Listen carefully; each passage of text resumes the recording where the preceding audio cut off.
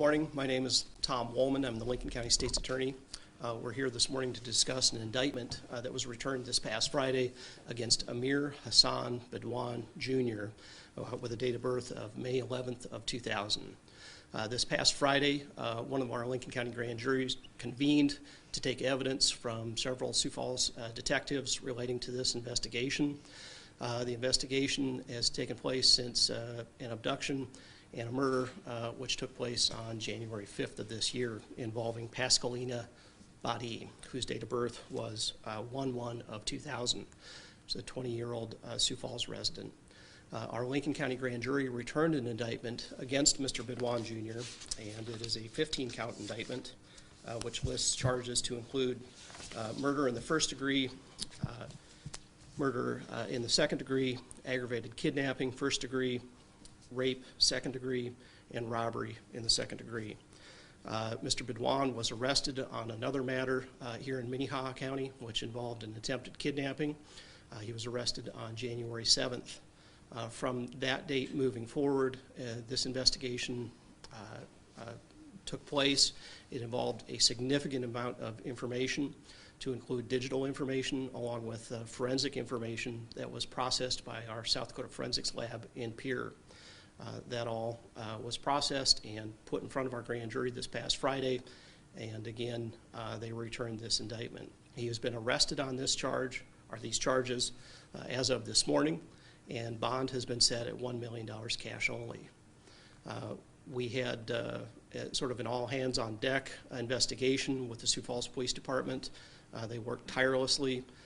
Detective Dunn, Detective Murtis, Detective Mattia, all worked together to spearhead this investigation. And in reviewing the reports, I can tell you that I think every division or unit within the Sioux Falls Police Department had something to do with this investigation, from the street crimes unit to the fugitive task force, to the property crimes detectives. Everybody worked on this case, and it was a lot of information to present and to work through prior to presenting it to our grand jury.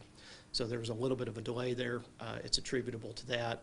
We were also, of course, aware that he was being detained on these attempted kidnapping charges, and quite frankly wasn't going anywhere on a $250,000 cash-only bond.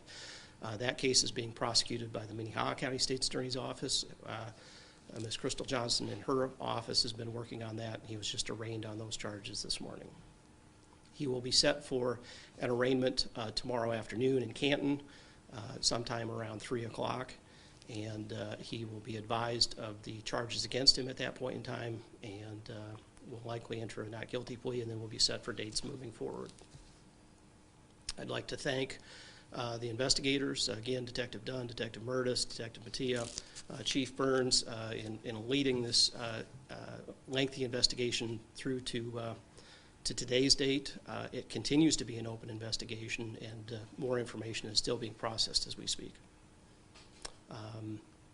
This investigation also included the Lincoln County Sheriff's Department, the South Dakota Highway Patrol, and again, it was a lot of information to process, and ultimately culminated in this indictment. Could you elaborate on you mentioned digital evidence? What did you mean by that? Would have involved video evidence from various businesses around town, and I would offer a kudos to them as well. Everyone with a surveillance camera on a potential route that may have been taken by this suspect was contacted and worked well in presenting or providing evidence to the Sioux Falls Police Department. So a lot of evidence in digital format from video perspective, and then cell phone data as well, and cell phone tower data as well. Can you shed light on whether they knew each other or whether this was something random? You know, I'm not in a position to comment on that at this point in time. Again, the indictment is pretty much what I can comment on at this point. Please continue to follow through with your reporting on this story, and more details will come out as this case proceeds.